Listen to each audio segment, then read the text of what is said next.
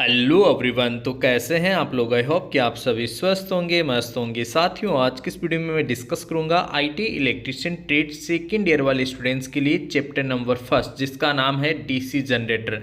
इसका part first यानी कि क्वेश्चन नंबर 1 से लेकर क्वेश्चन नंबर 25 तक यहाँ पे मैं डिस्कस करने वाला हूँ।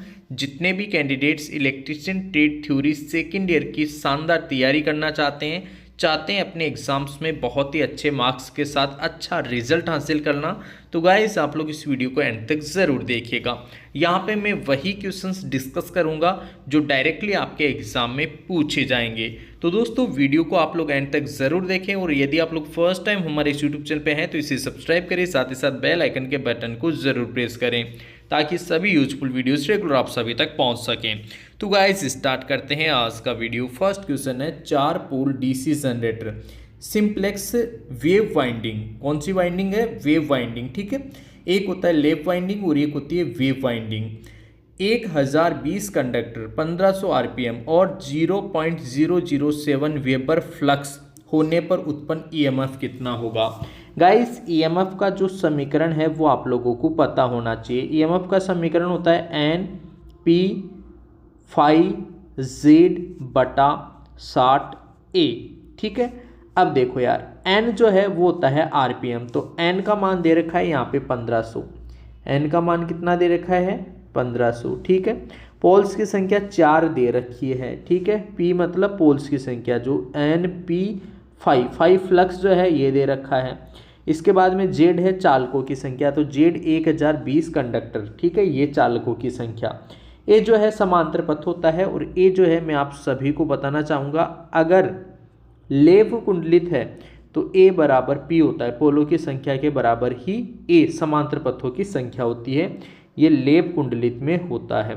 और अगर वेव वाइंडिंग हो, यहाँ पे ये वेव वाइंडिंग है तो ए बराबर जो है फिर 2 होता है। कब? वेव वाइंडिंग के लिए। वेव वाइंडिंग के लिए ए बराबर हमेशा 2 होता है।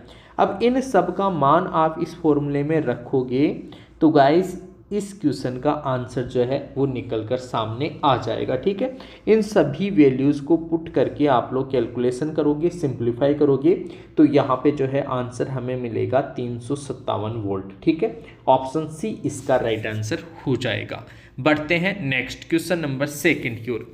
यदि मुख्य फ्लक्स विकृत हो जाए, मुख्य फ्लक्स अपना जो मेन फ्लक्स है अगर वो विकृत हो जाए, गाइस देखो यार, एक बीच में आर्मेचर होता है और यहाँ पे होता है अपने फील्ड पोल्स। ठीक है, फील्ड पोल्स का जो फ्लक्स होता है उसी को हम बोलते हैं मुख्य फ्लक्स। इन पोल्स का जो फ्लक्स होगा वही होता है मुख्य फ्लक्स।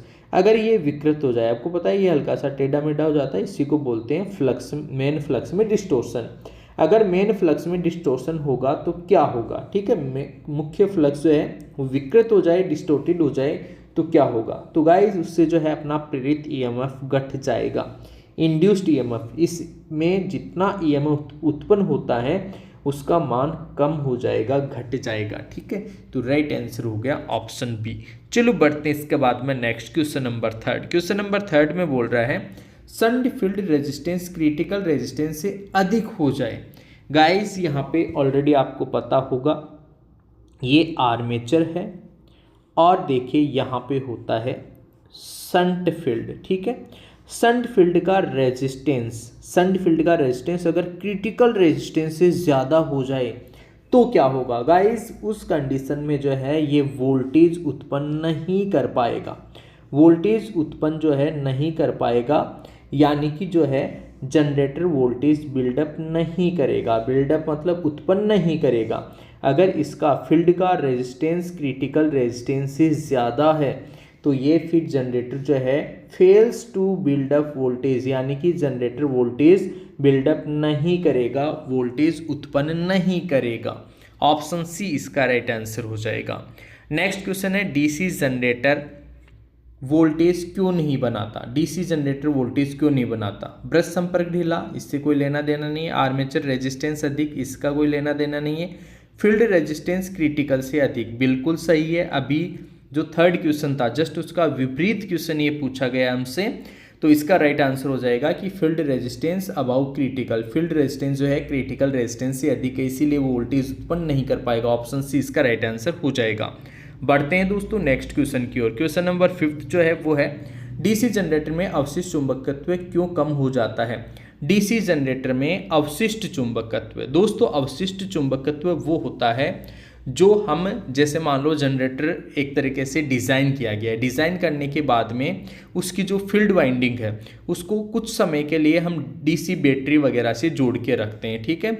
तो उस समय जो है उसमें कुछ चुंबकीय जो है एक तरीके से मैग्नेटिज्म उसमें प्रोड्यूस हो जाता है, कुछ चुंबकीय गुण उसमें शेष रह जाता है, उसी को हम बोलते हैं अवशिष्ट चुंबकत्व, रेजिडुअल फ्लक्स। तो रेजिडुअल फ्लक्स जो है कम क्यों हो जाता है ये पूछा गया है, क्यों कम हो जाता है। गाइस रेजिडुअल फ्लक्स जो है एक तो ये रहता है कि लंबे समय तक हम कभी काम ही नहीं लिए, उसको चलाए नहीं, तब जो है वो रेजिडुअल फ्लक्स खत्म हो सकता है। या फिर जो है changing rotation direction very often, दिशा बार बार बदलना, अगर बार बार हम डायरेक्शन को चेंज करेंगे तो भी उसका अवशिष्ट चुंबकत्व खत्म हो जाएगा, क्योंकि एक बार ऐसे घुमाएंगे फिर उसको वापस ऐसे घुमाएंगे, फिर ऐसे घुमाएंगे, फिर ऐसे घुमाएंगे, बार बार उल्टा फुल्टा घुमाएंगे, तो फिर जो है उसका रेजिडुअल फ्लक्स जो है वो खत्म हो जाएगा, दिशा बार बार बदलना, बार बार बदलेंगे तो, ठीक है। इसीलिए देखिए ये चीज़ कहीं भी जाती है, हो सकता है आगे क्वेश्चन भी आए कि डीसी जनरेटर को हमेशा एक ही दिशा में चलाना चाहिए, और एक ही दिशा जो है जनरली बोला जाता है कि क्लॉकवाइज डायरेक्शन में चलाना चाहिए, ठीक है, ताकि उसका अवशिष्ट चुंबकत्व समाप्त ना हो, राइट। अगर समाप्त होने का कारण पूछे तो दिशा बार बार बदलना, ये इसका राइट आंसर हो जाएगा। बढ़ते हैं दोस्तों next question number 6। Question number 6 में अपन से पूछ रहा है डीसी जनरेटर के इस भाग का नाम क्या है। डीसी जनरेटर के ये जो है ना, ये पार्ट, ये जो डायग्राम बना हुआ है इसका नाम क्या है। ये तो योक या फिर बॉडी है, क्या है, योक या फिर बॉडी, इसे योक या फ्रेम भी हम कह सकते हैं, तो ऑप्शन डी इसका राइट आंसर हो जाएगा। नेक्स्ट क्वेश्चन नंबर 7 है डीसी जनरेटर में पोल शू का उद्देश्य क्या होता है। अब सबसे पहले तो आप लोगों को ये पता होना चाहिए कि पोल शू एक्चुअल में होता क्या है। देखो यार, पोल शू होता है, आपको पता है ये पोल्स होते हैं, पोल्स ऐसे, ठीक है। इन पोल्स में ये वाला जो पोर्शन है ना, ये वाला पोर्शन, ये पूरा का पूरा पोर्शन, ये पोल शू कहलाता है। पोल शू ऐसे कैसे, जैसे मान लो 2 पोल है तो 2 पोल शू इधर एक पोल, ठीक है, 4 है तो एक इधर आ जाएगा, एक इधर आ जाएगा। पोल शू एक्चुअल में क्यों बनाते हैं गाइज, पोल शू बनाने से क्या होता है, यहाँ से जो फ्लक्स जाएगा ना वो फ्लक्स एक समान रूप से वितरित हो जाता है, क्योंकि यहाँ पे क्या होता है, गोलाकार या आर्मेचर जो है वो भी ऐसे गोलाकार रहेगा, तो इसकी आकृति भी हल्की सी ऐसे रहती है ताकि फ्लक्स जो है वो एक समान रूप से जा सके। इसीलिए पोल शू का जो है ना मुख्य कार्य होता है फ्लक्स को एक समान रूप से फैलाना। तो जनरेटर में पोल शू का उद्देश्य क्या है, स्प्रेड फ्लक्स यूनिफॉर्मली, फ्लक्स को एक समान रूप से फैलाना। ऑप्शन डी जो है इसका राइट आंसर हो जाएगा। बढ़ते हैं दोस्तों next question number 8। Question number 8 में हमसे पूछा जा रहा है कम्यूटेटर पर तेज स्पार्किंग का कारण क्या है।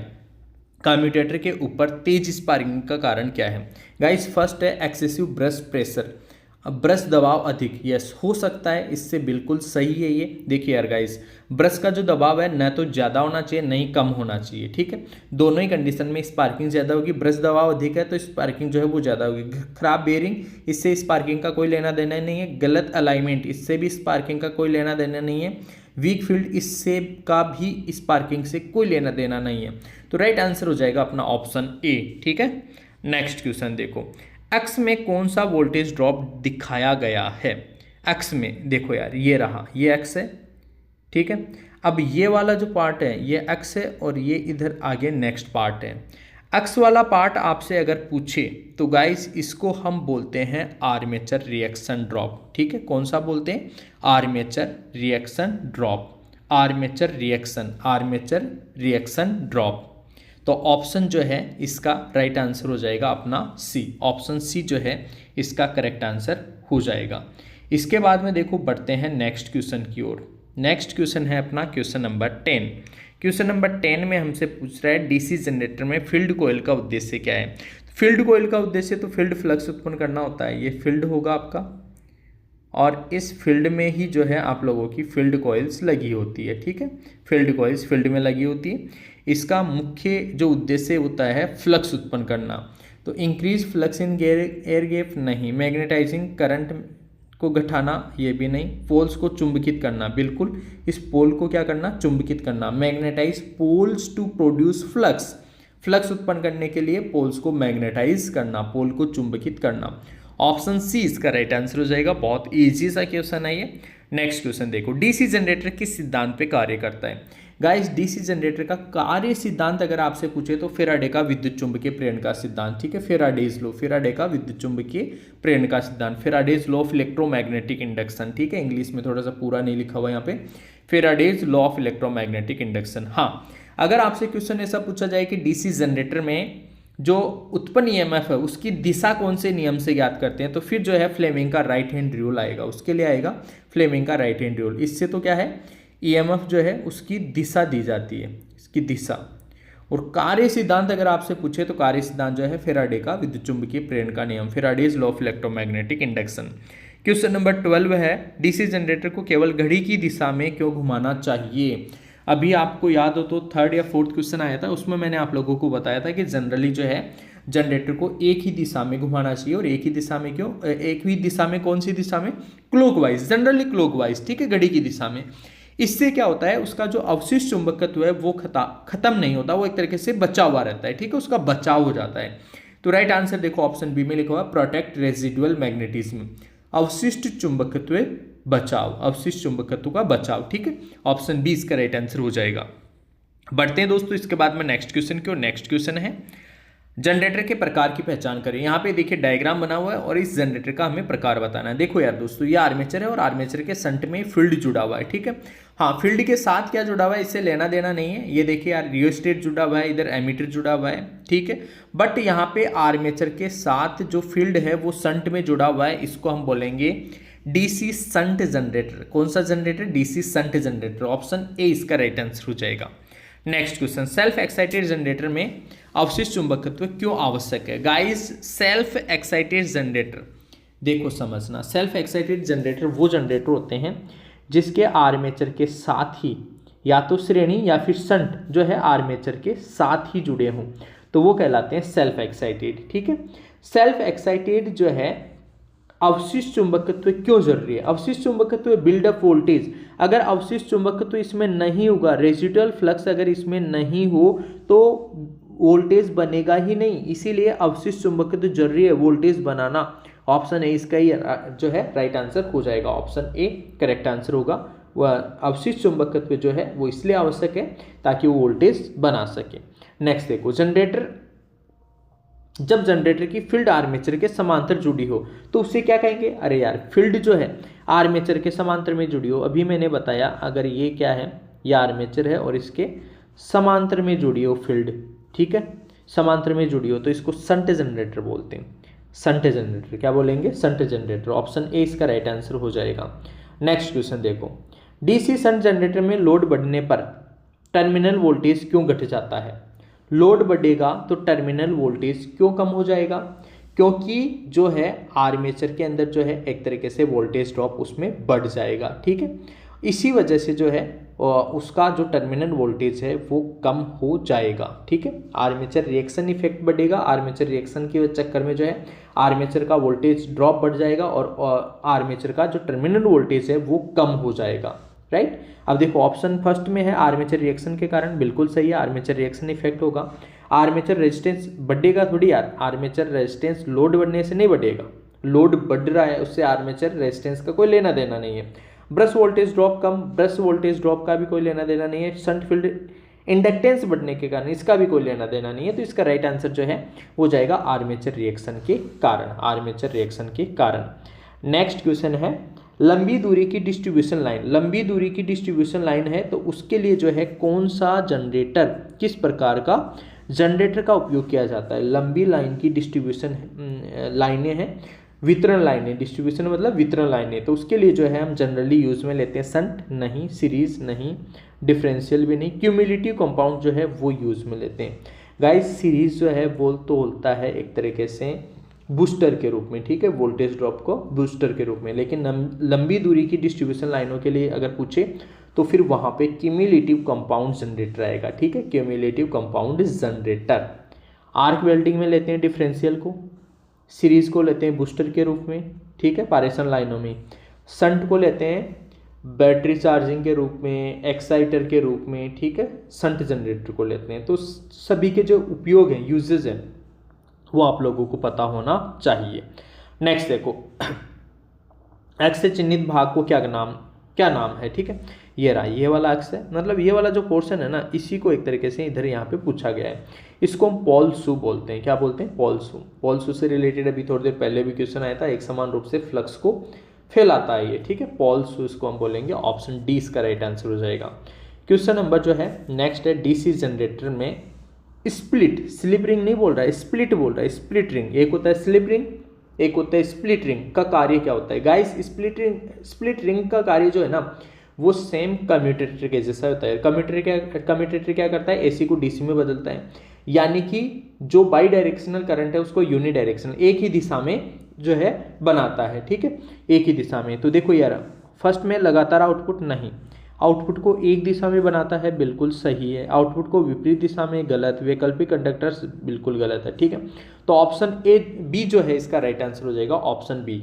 स्प्लिट रिंग्स का जो है यूज होता है कि वो जो है करंट है, आउटपुट जो भी है उसको एक ही दिशा में एक तरीके से आउटपुट की तरफ लेकर जाता है, एक ही दिशा में, मतलब एक तरीके से एसी को डीसी में कन्वर्ट कर देता है। इस डीसी जनरेटर की फील्ड कनेक्शन का नाम क्या है? ये देखो कैसे पहचानोगे, ये भी मैं आप लोगों को बता देता हूँ। डीसी जनरेटर की फील्ड कनेक्शन का नाम, यहाँ पे करंट एक इसी डायरेक्शन में, यहाँ पे भी करंट इसी डायरेक्शन में है। जब समान डायरेक्शन में हो तो उसे क्यूमुलेटिव बोलते हैं, और दोनों वाइंडिंग है इसमें, ये सीरीज, ये सीरीज कहलाएगी, ये शंट कहलाएगी, ठीक है। सीरीज शंट दोनों वाइंडिंग है, करंट की डायरेक्शन एक ही दिशा में है दोनों में, तो क्यूमुलेटिव कंपाउंड कहलाता है। क्या कहलाता है? Cumulative compound. ऑप्शन डी इसका राइट आंसर हो जाएगा। चलो बढ़ते हैं इसके बाद में next question number 21। Question number 21 में है, आर्क वेल्डिंग के लिए किस प्रकार का डीसी जनरेटर उपयोग होता है? अभी थोड़ी देर पहले मैंने आप लोगों को बताया कि आर्क वेल्डिंग में हम डिफरेंशियल कंपाउंड जनरेटर प्रयोग करते हैं, और ऑप्शन सी में यहाँ पे लिखा हुआ है differential compound generator. Arc welding में डिफरेंशियल कंपाउंड जनरेटर का यूज हम करते हैं। राइट आंसर हो गया ऑप्शन सी, ठीक है। आई होप कि आप लोगों को समझ में आ रहा होगा। काफ़ी अच्छे क्वेश्चन है गाइस, एग्जाम की दृष्टि से बहुत ही इंपॉर्टेंट क्वेश्चन रहने वाले हैं, और मेरा वादा है आप सभी से क्वेश्चन आप लोगों के यहीं से मिलेंगे, कंफर्म है, गारंटेड है, ठीक है। बड़े डीसी जनरेटरों में आर्मेचर रिएक्शन के प्रभाव को कैसे कम किया जाता है? बड़े जनरेटरों में जो है आर्मेचर रिएक्शन को जो है हम करते हैं कंपेंसेटिंग वाइंडिंग से। गाइस देखो, इंटरपोल लगाकर भी करते हैं, लेकिन छोटे जनरेटरों में, ठीक है, ये तो छोटे जनरेटर। और आर्मेचर रिएक्शन को जो है एक तरीके से आर्मेचर रिएक्शन को कम करने के लिए बड़े जनरेटर की बात करें तो वहाँ पे जो है कंपेंसेटिंग वाइंडिंग जो है ये करेक्ट आंसर रहेगा। ऑप्शन ए इसका राइट आंसर हो जाएगा। इसके बाद में देखो नेक्स्ट क्वेश्चन है, दिए गए चित्र में एक्स जो है वो कौन सा भाग है? गाइज एक्स जो है ना, इसको हम राइजर बोलते हैं, कम्यूटेटर राइजर कहलाता है ये।